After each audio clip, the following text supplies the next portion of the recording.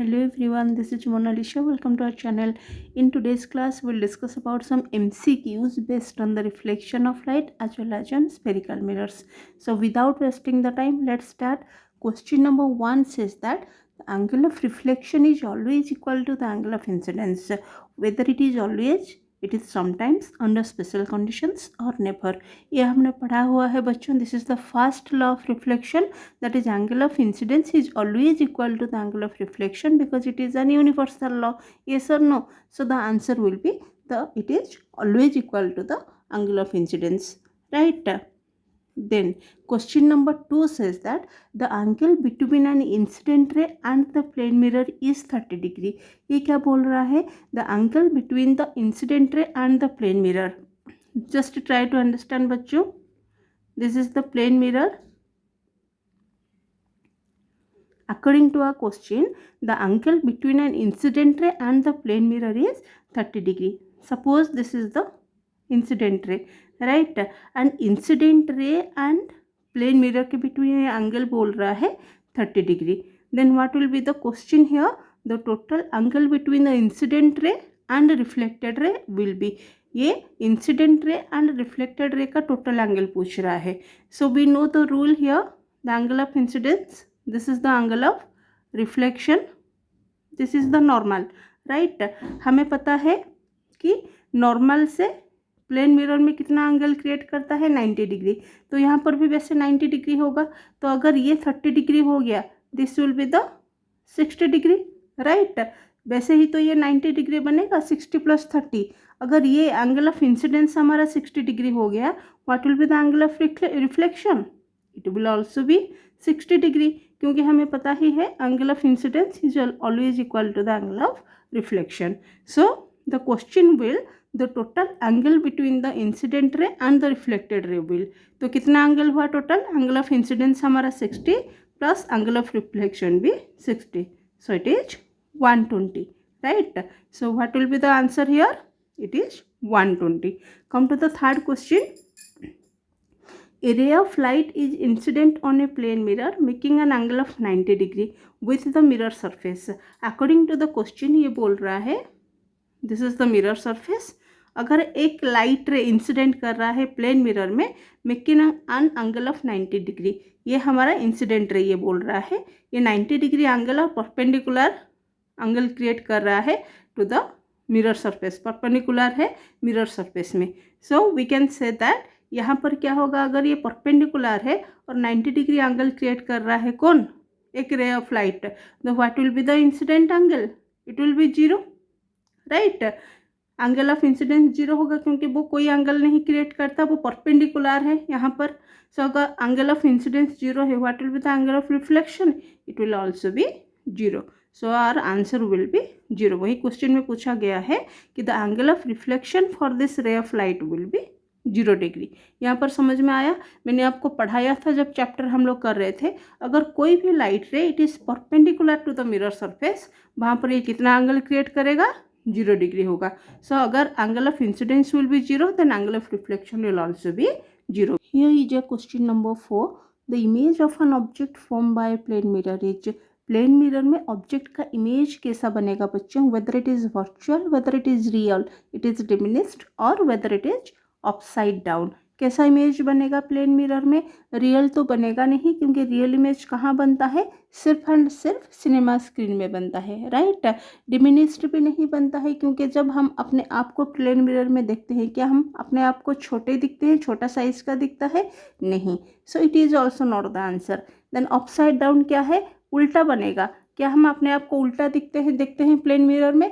तो ये आंसर भी नहीं होगा. So what will be the answer here? It is virtual and erect. ठीक है? The image of an object form by a plane mirror is virtual. Virtual image बनेगा. What is the meaning of virtual? It is imaginary. Actually it is not the real image, it is virtual image, right? Come to the question number 5. A man stands 10 metre in front of a large plane mirror. How far must he walk before he is 5 meter away from his image? ये क्या बोल रहा है? A man stands 10 meter in front of a large plane mirror. यहाँ पर अगर हम एक प्लेन मिरर बनाते हैं तो पहले इनिशियली मैन कहाँ पर खड़ा था और ऑब्जेक्ट कहाँ पर खड़ा था, 10 मीटर के दूरी पर खड़ा था इन फ्रंट ऑफ द मिरर। तो ऑब्वियसली उसका इमेज कहाँ बनेगा बच्चों, कहाँ बनेगा, 10 मीटर बिहाइंड द मिरर बनेगा, ये हमें पता ही है, because the image distance and object distance will be equal in a plane mirror, right.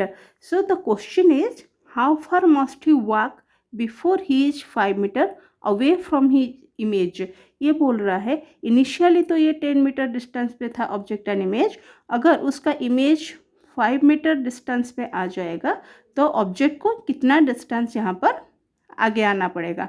सो कितना होगा यहाँ पर, अगर ये 5 मीटर पे है तो यहाँ भी सेम डिस्टेंस बनेगा, है कि नहीं। तो यहाँ पर डी एंड टी हम लिख सकते हैं, 2d हो गया हमारा 5 मीटर, तो d हो गया 2.5।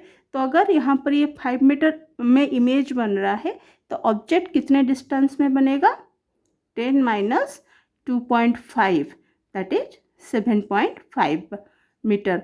अगर ऑब्जेक्ट को 7.5 मीटर आगे आना पड़ा, अगर ये 7.5 मीटर जाएगा तभी जाके यहाँ पर इमेज 5 मीटर डिस्टेंस पर उसको दिखाई देगा, राइट।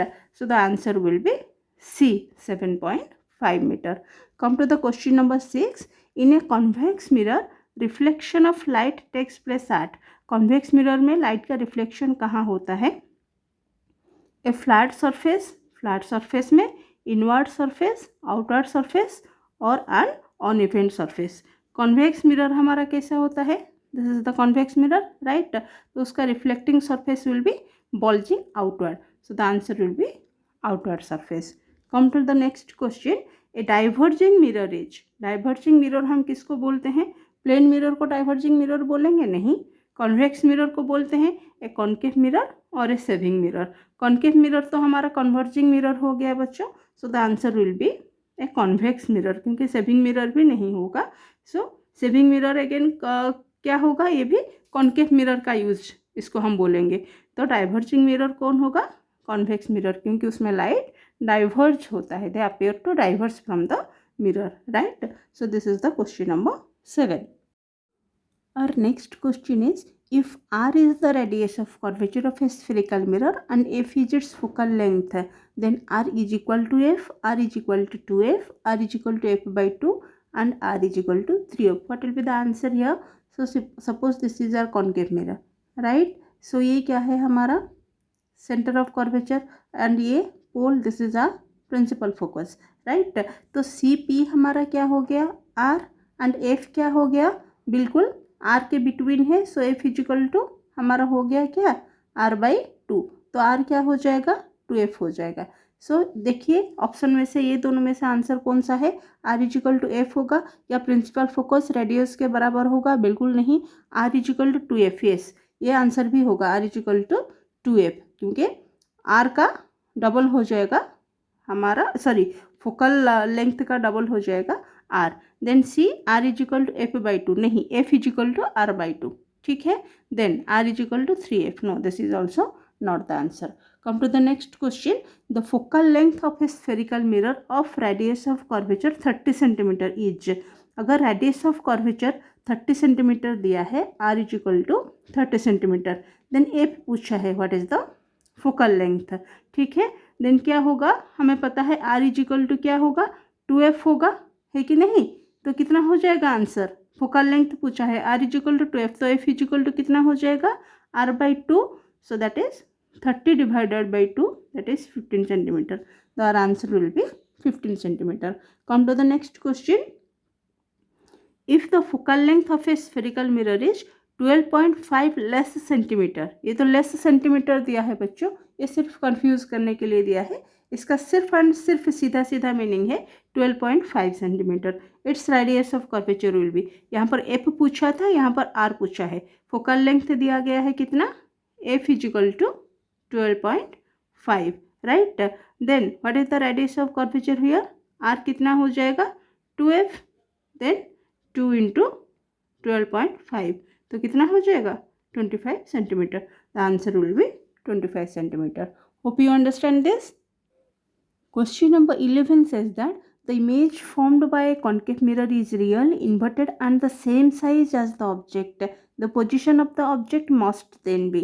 कहाँ पर बनेगा, इमेज कैसा बन रहा है कॉन्केव मिरर में, रियल इन्वर्टेड है, सेम साइज है ऑफ द ऑब्जेक्ट, है कि नहीं। Then position of the object कहाँ बनेगा, रियल इन्वर्टेड सेम साइज होने से सेम साइज कहाँ पर बनता है बच्चों, simply at the centre of curvature, right. So the answer will B at C. Then come to question number 12. The image formed by a concave mirror is really inverted and highly diminished. The object must be, अगर highly diminished image बनता है concave mirror में and real and inverted image बनेगा and highly diminished बनेगा, तो obviously object कहाँ पर होगा, कहाँ पर होगा, इन्फिनिटी में होगा। Already we have discussed all this things, red diagram में हमने ये पढ़ा हुआ है, right. Then next question is the angle of incidence for a ray of light passing through the centre of curvature of a concave mirror is. अगर ये बोल रहा है कि कॉन्केव मिरर में सेंटर ऑफ कर्वेचर देके, अगर this is the C F and pole, अगर सेंटर ऑफ कर्वेचर देके कोई भी इंसिडेंट लाइट जा रहा है, देन वो आफ्टर रिफ्लेक्शन सेम पाथ में वापस भी जाएगा, दैट वी नो। तो यहाँ पर बोल रहा है कि कितना एंगल ये क्रिएट कर रहा है, obviously the angle will be 0 here, ठीक है। Come to question number 14, linear magnification produced by concave mirror. Concave mirror में लीनियर मैग्निफिकेशन जो प्रोड्यूस होता है बच्चों, whether it is less than 1 और equal to 1, whether it is more than 1 और equal to 1, whether it is less than 1, more than 1 और equal to 1, whether it is less than 1 और more than 1। क्या होगा उसका answer, it will be less than 1, it will be more than 1 और it can be equal to 1। क्योंकि magnification जब हमने पढ़ा था तब हमने डिस्कशन किया था मैग्निफिकेशन इक्वल टू 1 कब होगा, जब इमेज का साइज एंड ऑब्जेक्ट का साइज इक्वल होगा, right. Then when it will be more than 1, when height of the image will be more than height of the object, ठीक है। When it is less than 1, when height of the image will be less than height of the object.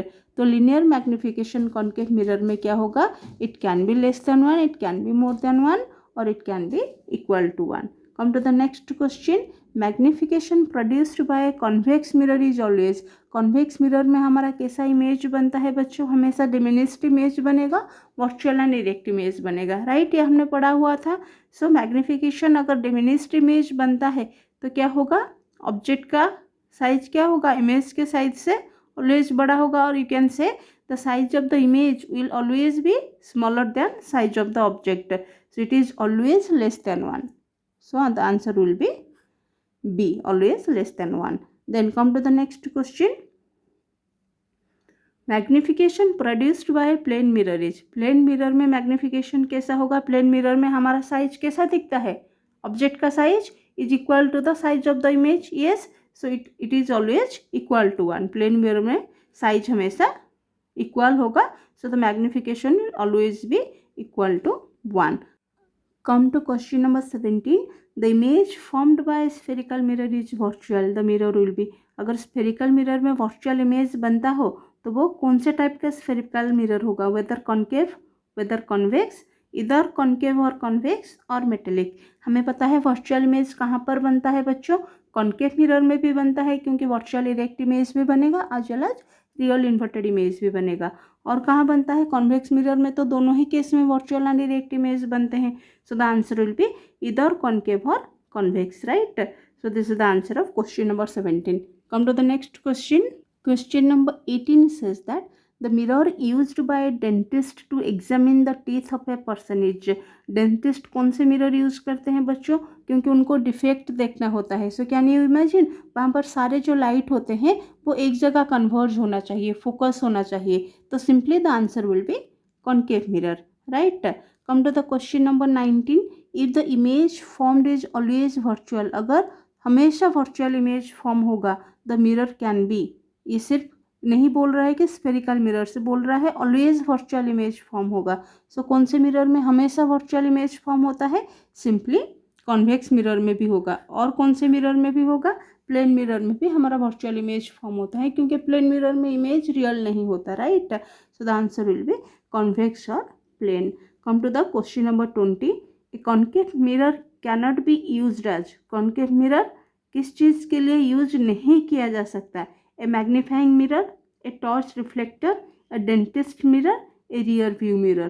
Simply किस में नहीं use किया जा सकता, ए rear view mirror, right. क्योंकि rear view mirror में कौन सा मिरर यूज होता है, कॉन्वेक्स मिरर यूज होता है, क्योंकि हमें बैक साइड का इमेज स्मॉल दिखने चाहिए और वाइडर फील्ड ऑफ व्यू दिखने चाहिए। सो कॉन्केव मिरर में ये नहीं यूज हो सकता है, रियर व्यू मिरर का इमेज जो है वो फॉर्म नहीं होगा। Except all these 20 MCQs, Vacho, another one short question I want to discuss with you, right?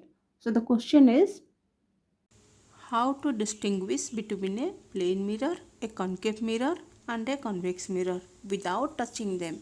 The answer is very simple.